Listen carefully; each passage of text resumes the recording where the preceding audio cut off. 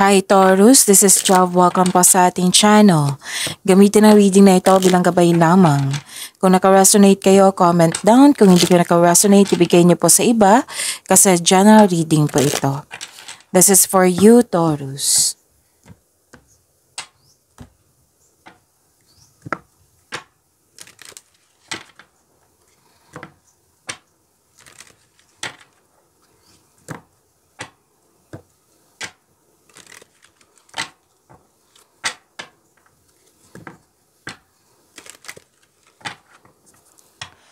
Para po ito sa iyo, Taurus.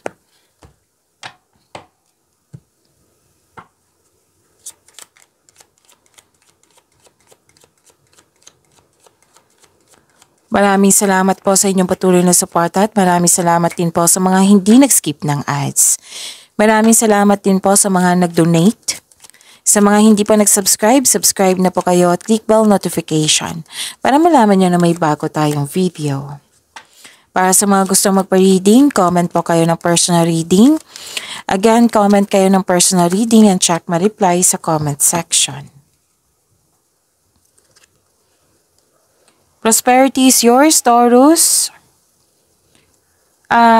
Okay. May worried kayo? Worried or nalungkot kasi may loss ako nakikita dito, loss of connection or loss of things or loss of opportunity.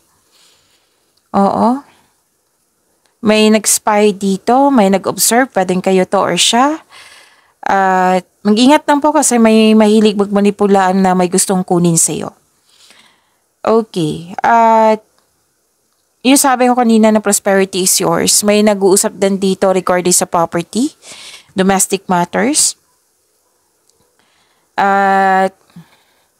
Pwedeng nag-staycation, nagbakasyon kayo sa bahay nyo or home base yung trabaho nyo po. At nakita ko rin dito nagkaroon po ng okay. Gusto nyo magpahinga sa bahay kasi you felt relaxed, calm, and security pag nasa bahay kayo.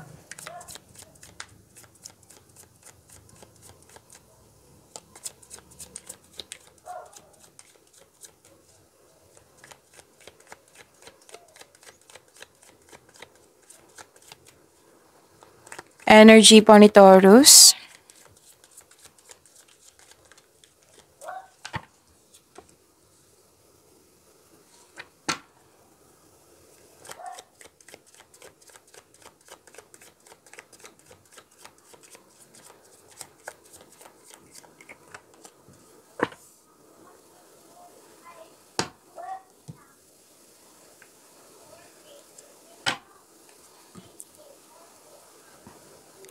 Kung may napansin kayo na repeating message, yan po yung pinupush ng cards nyo na kailangan yung bigyan ng atensyon, solusyon at aksyon kung maaari po.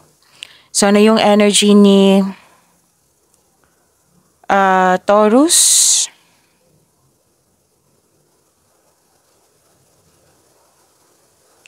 Panahon na para umaksyon kung alam mong nasa tama ka.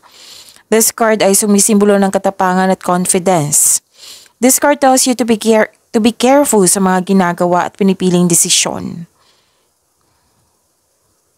Okay, may offer dito eh. It might be this is not offer, kundi may sinasabi lang yung tao. Pwedeng bagong tao ito or yung taong yun may sinasabi sa iyo na offer. At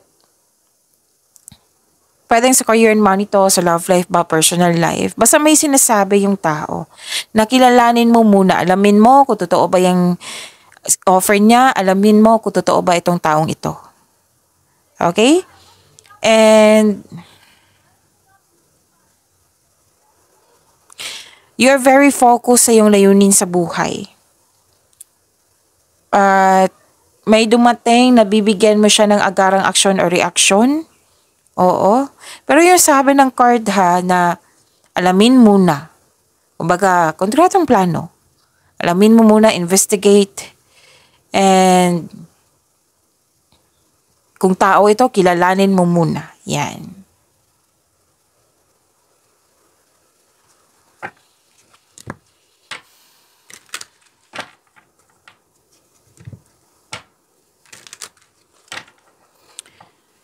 Okay. You want to win at all cost? Authority? Nasunod yung gusto mo, ideas, plano? Ginagamit mo ang katalinuhan o lohika para makamit ang tagumpay? Gumagawa ka ng aksyon upang manindigan? Trust your intuition. Magtiwala sa inyong boses. Okay? Tapos nakilala ka ng mga tao na malaki ang kontribusyon mo dyan, lalo na sa trabaho. Kung may legal concern kayo, makaka-receive kayo ng good news. Sabi po ng court niyo po.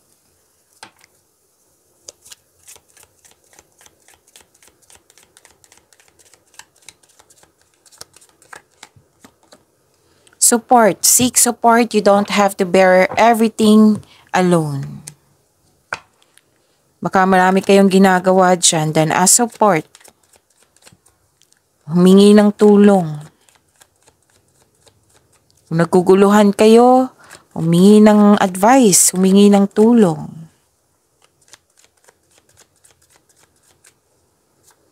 Career and money ni Taurus.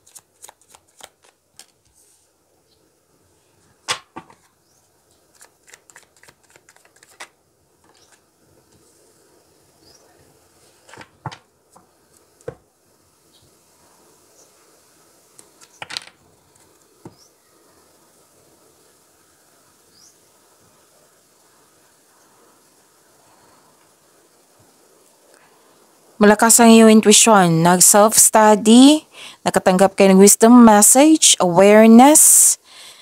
Follow your intuition in making financial or business decision. Know that the answers are already within you. Huwag kang umasa sa opinyon ng iba. Trust yourself. Trust yourself and listen to your intuition.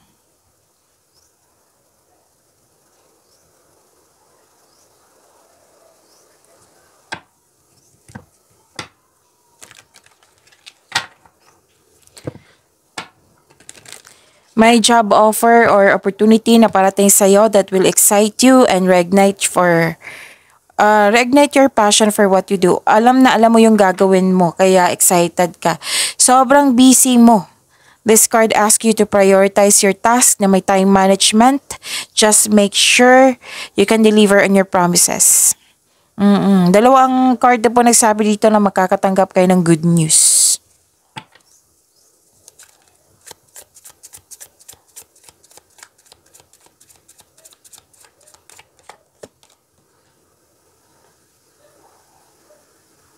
Look for unique approaches to create new streams of income.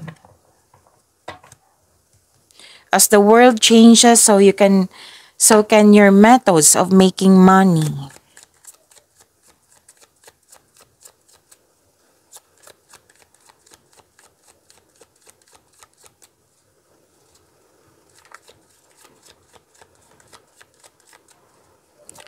Love life, self-love, partnership, and romance ni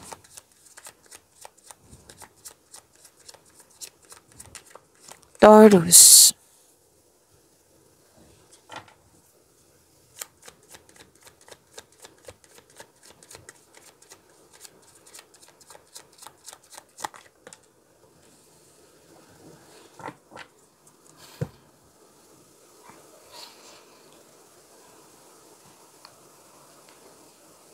Okay, clarity, optimism. May matatanggap kang news na may buntis or wedding. Maari rin na may happy bonding kayo ng taong malapit sa iyo. May beach outing, camp outing to escape everyday pressures. Improvement sa health is on the way. Naka-recover ka na. Ito ay magandang kalusugan, kaligayahan at kaaya-ayang pakiramdam. May grupo ng tao dito, nagtipon-tipon kayo. So lumabas din dito na komportable ka, secure pag nasa bahay ka. Tapos nag-make time, nagbigay ka ng oras sa mga bata or sa inner child mo.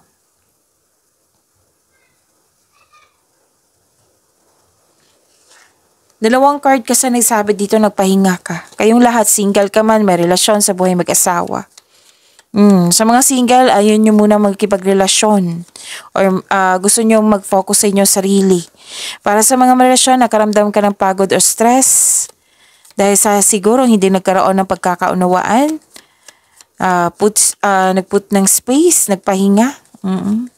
So this card asks you to relax, calm your mind, and reflect.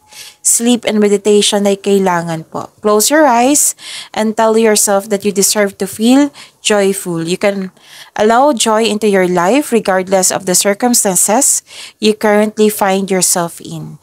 Pagyamanin niyo po yung blessings sa binigay sa inyo. Taurus, see you tomorrow. Maraming salamat po.